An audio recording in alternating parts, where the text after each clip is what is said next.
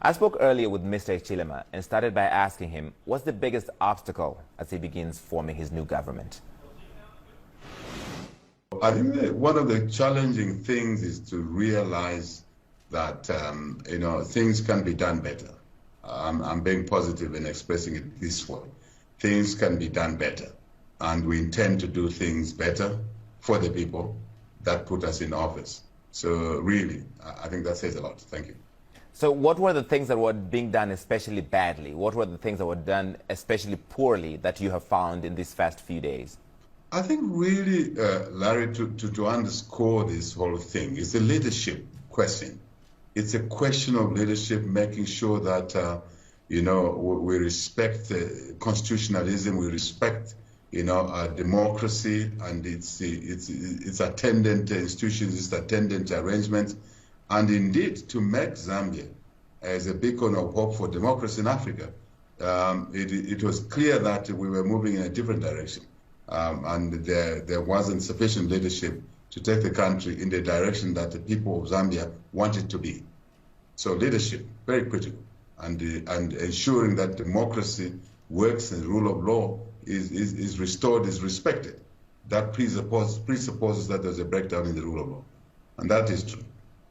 Let's discuss that leadership, because when you announced your finance minister, which was your first cabinet pick, you said he's the chief financial officer of the country, but you are the CEO of Zambia Limited. So what's your leadership philosophy? What's your mission as the CEO of Zambia Inc.? Well, first and foremost, really, is to make sure that we provide the necessary leadership, in my view, to drive Zambia towards what citizens want it to be, a democratic state, a state that respects the rule of law, a state that fosters freedom of speech and other civil liberties, and a state that embraces the concept of servant leadership and really paying attention to the needs of the people of Zambia. Very, very critical. And building consensus around the issues of accommodating, embracing diversity. And of course, service to our people above our personal interests. What do you think was different? Because you ran for president 5 times before and lost. What do you think was different from 2015, 2016, when you ran against President Lungu, that won you the presidency this time? Well, Larry, yes, one can say officially we lost the elections 2015, 2016. We believe otherwise. And we understood why we did not take office, even though we believed we won in 2015. Look at the margins in 2015 between the colleague who was there and ourselves, and 2016. The story is very clear. So we now understood what we needed to do. Number one, really, we campaigned to clearly achieve three objectives. One is to win and win significantly, win and win big, to avoid any debate, to ensure that the voters decide who becomes leader of this country, which team takes leadership of this country, and not those who count votes. And the only way we thought, critical way, major way we were to do it, is to win and win big. We did that. Secondly, Larry, was to protect our votes at all costs until we are sworn in. We did that. I think these are the two fundamental things that made a difference and took us into public office, which we were not able to do in 2015 and 2016. Considering that Zambia defaulted on its debt because of the pandemic, the country is in a recession, will you be seeking a bailout, say, from the International Monetary Fund? Is that something that's on the table? We want to work with the IMF. I think we need to work with the IMF. It's very good for not just the numbers, instead of accessing debt or facilities that are at a lower price, but also to make sure that we can send a message to the global community, financial global community, that we are here to do business. We will respect the debts that are there. We'll work together with the lenders to come out of this debt crisis that Zambia has found itself in. Mr. President, one of the obstacles you will face in trying to bring up the economy is the pandemic. We're still in the middle of a pandemic.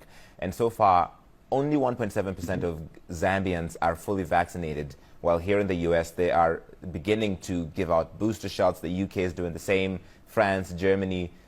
Do you think this is a fair arrangement where people in the richer parts of the world are getting booster shots, third doses, when many parts of Africa, people don't have vaccines, just the first shot?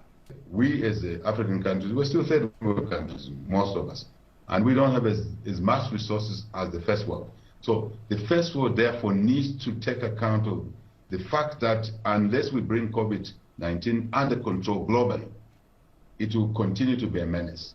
So it is not correct to vaccinate citizens of the developed world and not much done to citizens of Africa and other poorer countries in Asia and elsewhere, because we will create a continent called Africa where the pandemic, coronavirus will begin to mutate because we're not bringing it under control. We're not vaccinating enough. So mutations here eventually will spread into Europe, into America, into Japan and elsewhere. That will not be helpful to anyone, and it will be at a greater cost. So I think it's the interest of the global community to allocate more vaccines. Of course, more testing, capabilities, basic things that are required, PPEs, as they are called, personal protective equipment. All of that package, more attention must be given to Africa so that we can bring the coronavirus pandemic under control in the whole global community, not only in parts of the global community. What is your own plan in Zambia for dealing with the pandemic and bringing it under control so that you can bring back the economy and implement all these plans you have, Mr. President? Those in the front rows and are likely to contract this disease must be protected in the first place. So we're putting in a program that will allow for that to happen, investing a bit more money in this fight against coronavirus, appointing leadership. Again, we come to the question of leadership, appointing leaders, medical doctors. Larry will be appointing a leader, a medical person, to really dedicate himself to the fight against the coronavirus and give it the due attention that it has lacked in the past. And the resources that have already been allocated to this fight against the pandemic will be utilized prudently, no wastage, no thefts around there, because we've seen a few strange things happening at the expense of focusing on delivering oxygen, for example, in hospitals, because cylinders are not there. That's unacceptable. And we'll make sure that we address this issue, in a dramatic fashion. And I, as head of state, as a servant leader, I'll be giving it due attention. I'll be giving this fight due attention, which I think it has lacked in the past. Your own experience, you say you've been arrested 15 times since you joined politics. You even went to jail for 4 months for blocking the motorcade of President Edgar Lungu. Now that you're president, do you bear any bitterness, any ill will toward your predecessor? We have a lot of energy, Rally, but our energy will not be wasted on revenge, retribution, or indeed any negative vices.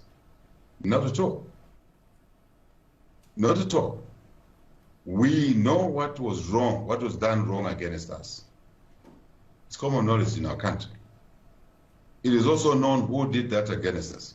But we are not there to revenge or avenge or to push retribution. If we did that, Larry, it means we don't occupy any higher ground than those who did that to us. President Hakainde Hichilema, thank you so much for your time, sir. We appreciate it. Thank you for coming to talk to us here on CNN. Larry, thank you very much for having me. It's a pleasure. Wish you well. Thank you.